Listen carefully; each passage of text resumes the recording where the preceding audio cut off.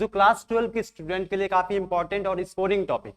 देखिए मैट्रिक्स क्या होता है, मैट्रिक्स जनरली क्या, कुछ उसके रियल लाइफ के हम एप्लीकेशन को देखेंगे। तो सबसे पहले कुछ स्पेशल केसेस के अंदर आते हैं। हम मैट्रिक्स पढ़ रहे हैं, मैट्रिक्स का यूज कहाँ है, रियल लाइफ में यूज कहाँ है, उसका कुछ तो यूज होगा, ये सिर्फ ऐसे ही पढ़ रहे हैं। हेलो दोस्तों, मैं रोहित कुमार, आपका मैथ्स मेंटर, आपका भाई, आपका दोस्त, स्वागत करता हूं आपके अपने यूट्यूब चैनल अड्डा मैथमेटिक पे। तो आज का हमारा टॉपिक है मैट्रिक्स, जो क्लास 12 के स्टूडेंट के लिए काफी इंपॉर्टेंट और स्कोरिंग टॉपिक। तो आइए स्टार्ट करते हैं आज के हम अपने इस लेक्चर को। सबसे पहले जानते हैं आज हम अपने इस लेक्चर में पढ़ने क्या क्या वाले हैं, मतलब मैट्रिक्स में क्या क्या टॉपिक आज के हम लेक्चर में कवर अप करेंगे। सबसे पहले बात करेंगे मीनिंग ऑफ मैट्रिक्स। मैट्रिक्स क्या होता है, उसके ऑर्डर क्या होते हैं, कितने तरह के मैट्रिक्स होते हैं, उसमें क्या क्या हम ऑपरेशन यूज करते हैं, लाइक एडिशन, मल्टीप्लिकेशन और सब्सट्रैक्शन, उसके ट्रांसपोज ऑफ मैट्रिक्स कैसे कैलकुलेट करते हैं, और कुछ उसके रियल लाइफ के हम एप्लीकेशन को देखेंगे। तो सबसे पहले जानते हैं मैट्रिक्स क्या होता है। देखिए मैट्रिक्स क्या होता है, मैट्रिक्स जनरली क्या होता है, एक अरेंजमेंट होता है जिसमें एलिमेंट्स को रो एंड कॉलम वाइज एक रेक्टेंगुलर एरे में अरेंज किया जाता है। तो मैट्रिक्स क्या होता है, एक अरेंजमेंट जिसमें एलिमेंट्स को रो और कॉलम वाइज अरेंज किया जाता है। एक एग्जांपल समझते हैं, जैसे ये मेरे पास एक मैट्रिक्स है, इसमें जो भी इसके अंदर ये सारे क्या होंगे, इसके मैट्रिक्स के एलिमेंट्स होंगे, और ये किस फॉर्मेट में अरेंज है, ये रोज है 1 2 3 और ये क्या है, कॉलम है। तो मैट्रिक्स क्या हो गया, एक अरेंजमेंट है जिसमें एलिमेंट्स को अरेंज किया जाता है रेक्टेंगुलर एरे के फॉर्म में। ये सारे एलिमेंट्स क्या होंगे, जो भी इसके अंदर नंबर ये फंक्शन हो क्या होते हैं, मैट्रिक्स के एलिमेंट होते हैं, और उनको क्या होता है, row and column wise arrange किया जाता है। समझ में आए। अब हम देखेंगे मैट्रिक्स का ऑर्डर क्या होता है। देखिए ऑर्डर ऑफ मैट्रिक्स क्या होता है जनरली, उससे पहले कुछ इंपॉर्टेंट नोट्स हैं। हॉरिजेंटल जो लाइंस होते हैं इसमें, जैसे एक मैट्रिक्स है, इसमें हॉरिजेंटल लाइंस का ये, उस हॉरिजेंटल लाइंस को हम लोग रो बोलते हैं, और वर्टिकल लाइन को हम लोग क्या बोलते हैं, कॉलम बोलते हैं। Horizontal lines of elements rows and vertical lines of elements column. Rows को हम लोग जनरली एम से रिप्रेजेंट करते हैं और कॉलम्स को एन से रिप्रेजेंट करते हैं। तो ये जो रो और कॉलम है वही क्या होता है, किसी मैट्रिक्स का ऑर्डर होता है। जैसे इस मैट्रिक्स में क्या, एक दो तीन रोज है और 1 2 3 कॉलम है, तो इस मैट्रिक्स का ऑर्डर क्या हो जाएगा, 3 into 3। उसी तरह और एक एग्जांपल से हम इस ऑर्डर ऑफ मैट्रिक्स को समझ सकते हैं। इस मैट्रिक्स में कितने रोज हैं, 1 2 3 और कॉलम कितने, 1 2, तो इस मैट्रिक्स का ऑर्डर क्या हो जाएगा, 3:2। समझ में आया। तो मैट्रिक्स क्या होता है, एलिमेंट्स का अरेंजमेंट होता है जिसमें नंबर्स को, जो उसके एलिमेंट्स होते हैं उसको row and column wise arrange किया जाता है। और सेकेंडली हमने क्या जाना, ऑर्डर ऑफ मैट्रिक्स क्या होता है, जितने number of rose in column उस मैट्रिक्स के अंदर है वो क्या होगा, उस मैट्रिक्स का ऑर्डर होगा। अब हम लोग जानेंगे मैट्रिक्स के टाइप्स कितने होते हैं। देखिए कुछ क्या होता है, हम लोग विजुअल क्लासिफिकेशन करते हैं, उसके बाद कुछ स्पेशल मैट्रिक्स होते हैं। सबसे पहले क्या, रो मैट्रिक्स क्या होता है। रो मैट्रिक्स का मतलब मैट्रिक्स के सारे एलिमेंट्स से वो सिर्फ रोज में होंगे, मतलब एक रोज में ही होंगे, और उसमें कोई भी रोज या एक्स्ट्रा कॉलम नहीं होंगे। तो इसमें क्या, सिर्फ एक रोज है, m is equal to 1। m क्या रिप्रेजेंट कर रहा है, रोज को। तो इसके अंदर कितने ये रोज है, एक, तो वो क्या होगा, रो मैट्रिक्स होता है। कॉलम मैट्रिक्स क्या होता है, कॉलम में सिर्फ एक कॉलम होते हैं, बाकी बात उसके सारे जितने भी रोज है कॉलम्स कितने होंगे, एक होंगे। तो मेरे पास क्या होगा, column matrix. n is equal to 1 मतलब n जनरली क्या करता है, कॉलम को रिप्रेजेंट करता है, m क्या करता है, रोज को रिप्रेजेंट करता है। तो n1 है, इसका मतलब क्या है, इसमें कॉलम एक है, तो ये कॉलम मैट्रिक्स होगा। स्क्वायर मैट्रिक्स का क्या मतलब होता है, जब मैट्रिक्स के रोज और कॉलम बराबर हो जाए, इक्वल हो जाए, तो उस तरह का हम लोग मैट्रिक्स को क्या बोलेंगे, स्क्वायर मैट्रिक्स बोलेंगे। रेक्टेंगुलर मैट्रिक्स क्या होता है, जब रोज एंड कॉलम क्या हो, इक्वल ना हो, तो मैट्रिक्स क्या होगा, रेक्टेंगुलर मैट्रिक्स हो जाएगा। उसके बाद जीरो मैट्रिक्स क्या होता है, ऐसा मैट्रिक्स जिसके सारे एलिमेंट्स जीरो हो, तो वो क्या होगा, जीरोस मैट्रिक्स। मैं एक बार फिर से रिवाइज कर देता हूं। रो मैट्रिक्स जिसमें सिर्फ एक रोज, कॉलम मैट्रिक्स जिसमें सिर्फ एक कॉलम, स्क्वायर मैट्रिक्स मतलब जिसमें नंबर ऑफ रोज और कॉलम्स इक्वल होंगे, तो क्या हो जाएगा, स्क्वायर मैट्रिक्स होगा। रेक्टेंगुलर मैट्रिक्स क्या होगा, जिसमें रोज एंड कॉलम्स इक्वल नहीं होंगे, तो वो रेक्टेंगुलर मैट्रिक्स होगा। और जीरो मैट्रिक्स क्या होगा, जिसमें मैट्रिक्स के सारे एलिमेंट्स जीरो हो। अब हम कुछ ऐसे स्क्वायर मैट्रिक्स के बारे में डिस्कस करेंगे जो कुछ स्पेशल केसेस के अंदर आते हैं। देखिए सबसे पहले बात करते हैं डायगोनल मैट्रिक्स। डायगोनल मैट्रिक्स का क्या मतलब होता है, उसमें जो भी एलिमेंट्स होंगे सिर्फ डायगोनल्स में होंगे, बाकी सारे एलिमेंट्स जीरो होंगे। तो ऐसे मैट्रिक्स हम लोग क्या बोलते हैं, diagonal matrix. All non diagonal elements are zero, मतलब डायगोनल्स को छोड़कर जितने भी एलिमेंट्स वो जीरो होंगे, और डायगोनल में सिर्फ एलिमेंट्स होंगे, वो क्या होगा, डायगोनल मैट्रिक्स होगा। अब आते हैं स्केलर मैट्रिक्स क्या होता है। स्केलर मैट्रिक्स भी एक डायगोनल मैट्रिक्स होता है, बट इसके अंदर जो भी एलिमेंट्स डायगोनल में होते हैं वो सेम होने चाहिए, तो ये क्या होगा, स्केलर मैट्रिक्स होता है। आइडेंटिटी मैट्रिक्स क्या होता है, इसमें भी एलिमेंट्स डायगोनल में ही होते हैं, बट इसमें जो भी एलिमेंट्स वो वन होंगे, यूनिटी। आइडेंटिटी का मतलब क्या होता है, यूनिट, यानी जो भी एलिमेंट्स होंगे वो वन होंगे, तो क्या होगा, आइडेंटिटी मैट्रिक्स होगा। अब इस तरह से हम कह सकते हैं every identity matrix is scalar and every scalar matrix is diagonal. Generally ये तीनों मैट्रिक्स डायगोनल ही है, बट डायगोनल में क्या होते हैं, कोई भी एलिमेंट्स डायगोनल में हो सकते हैं। स्केलर में क्या होगा, जो भी एलिमेंट्स होंगे वो डायगोनल में इक्वल होंगे, और आइडेंटिटी मैट्रिक्स में क्या होगा, डायगोनल के एलिमेंट्स वन होंगे। समझ में आया। तो अभी हमने क्या पढ़ा, मैट्रिक्स क्या होता है, ऑर्डर ऑफ मैट्रिक्स क्या होता है, टाइप्स ऑफ मैट्रिक्स क्या होता है, और कुछ स्पेशल केसेस के बारे में हमने डिस्कस किया।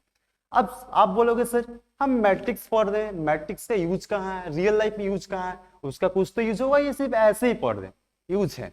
मैट्रिक्स का यूज होता है जब फिजिक्स में कुछ इलेक्ट्रिक सर्किट होते हैं, उसके कुछ इक्वेशन होते हैं, वो इक्वेशन सिर्फ मैट्रिक्स के हेल्प से ही हम लोग सॉल्व कर सकते हैं। और जो भी वीडियो गेम्स होते हैं उसके जो 3D ग्राफिक्स होती है, वहां भी हम लोग मैट्रिक्स का प्रोग्रामिंग होता है, तो मैट्रिक्स का वहां यूज होता है। इस तरह से हम लोग ढेरों यूज है रियल लाइफ में, तो मैट्रिक्स का हम लोग यूज करते हैं। आइए अब अपने अगले टॉपिक की ओर बढ़ते हैं। बात करते हैं इक्वलिटी ऑफ मैट्रिक्स क्या होता है। दो मैट्रिक्स को इक्वल कब बोलेंगे, जब उनके ऑर्डर सेम हो, ये पहली कंडीशन होगी। दूसरी कंडीशन क्या है, पहले जो मैट्रिक्स है उसमें जितने भी एलिमेंट्स वो सेम एलिमेंट दूसरे वाले मैट्रिक्स होना चाहिए, तब हम बोलेंगे दो मैट्रिक्स क्या है, इक्वल है। ठीक है, एक एग्जांपल से समझते हैं। ये कंडीशन है, they are of the same order, same order की होनी चाहिए, और each element of A is equal to corresponding element of B. ये क्या होता है, इक्वलिटी ऑफ मैट्रिक्स का necessary and sufficient condition. Example से समझते हैं।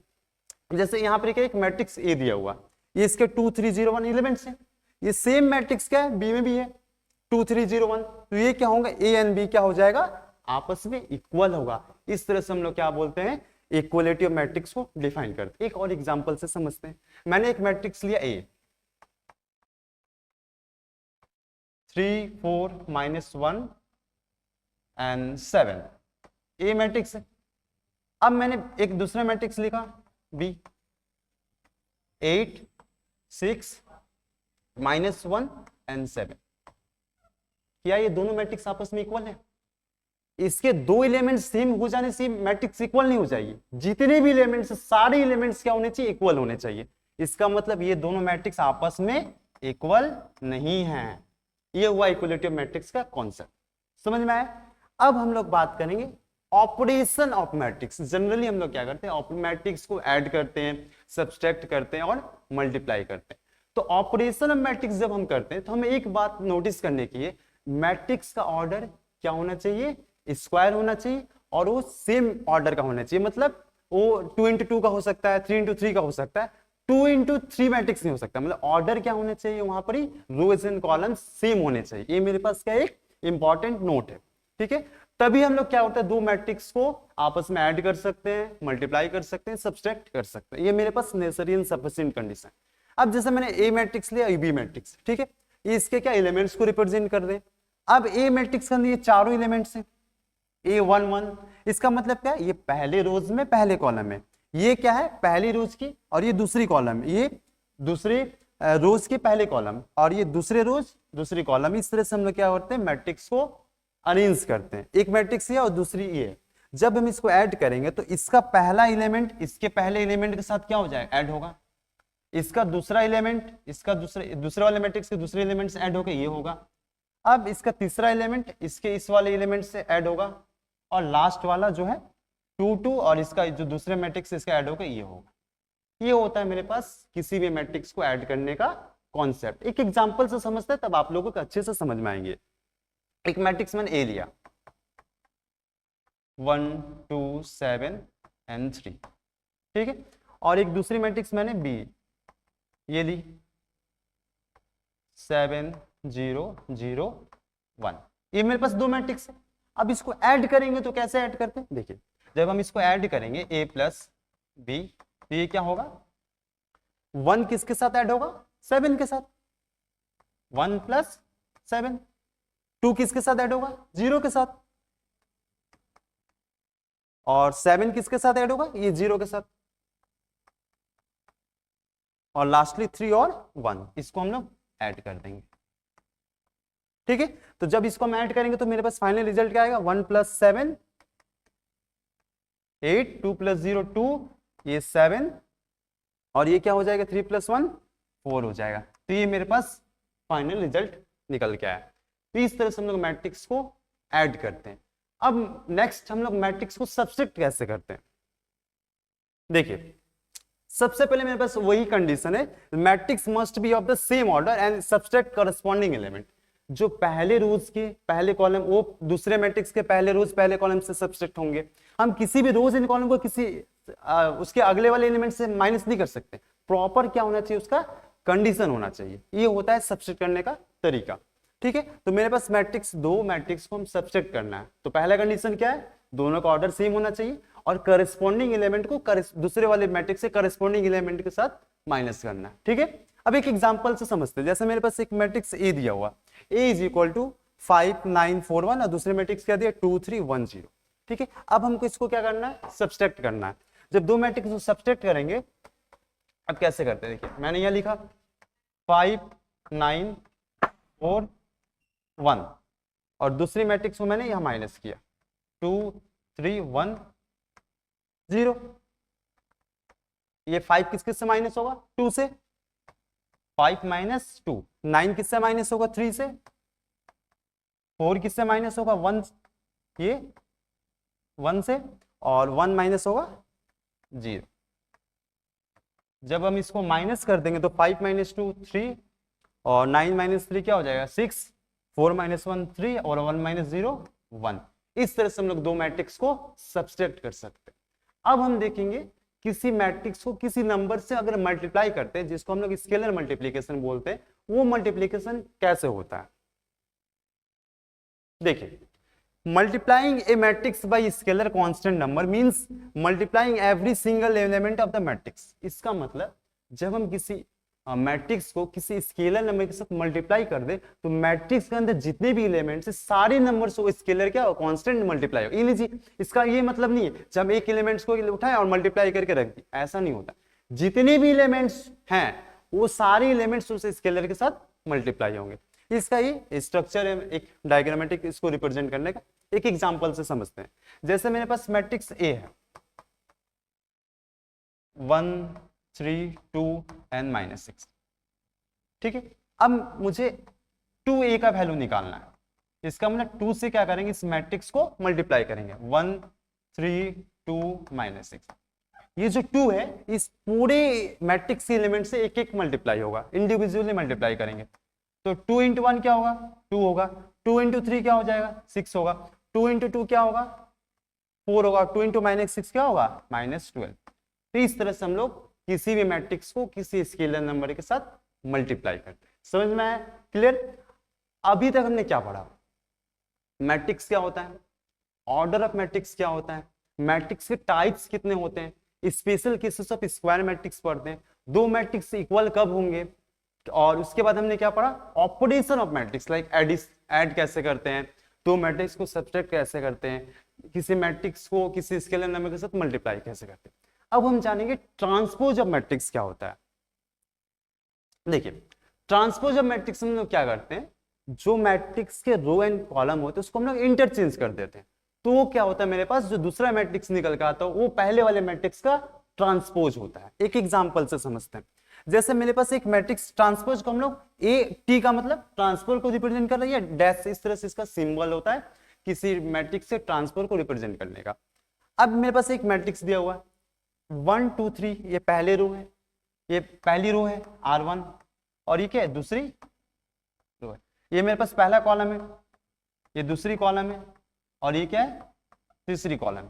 ठीक है, अब इसको हम टोटल को अरेंज करेंगे। मतलब ये जो पहला रो है, पहला कॉलम में ये क्या होगा, कॉमा C1, और ये क्या होगा C2। ठीक है, अब ये रो कितने हो जाएंगे, ये पहली रो, ये दूसरी रो, और ये तीसरी रो। इसका मतलब 1 2 3 को उठाया और इसको इस तरह से हमने वर्टिकली, ये हॉरिजेंटल था 1 2 3, इसको हमने वर्टिकली क्या कर दिया, प्लेस कर दिया। 4 5 6 क्या था, हॉरिजेंटली, तो इसको हमने इस तरह से वर्टिकली प्लेस कर दिया, तो ये क्या हो जाएगा, किसी मैट्रिक्स का ट्रांसफर होगा। एक और एग्जांपल से समझते हैं, जैसे हम एक लिखते हैं, एक मैट्रिक्स ए है 1 -4 3 and 0, ठीक है। अब इसमें 1 and -4 को हम किस में बनाएंगे, कॉलम में, तो ये मेरे पास 1 होगा और ये मेरे पास क्या होगा -4, और ये 3 यहां आ जाएगा और ये 0 हो जाएगा,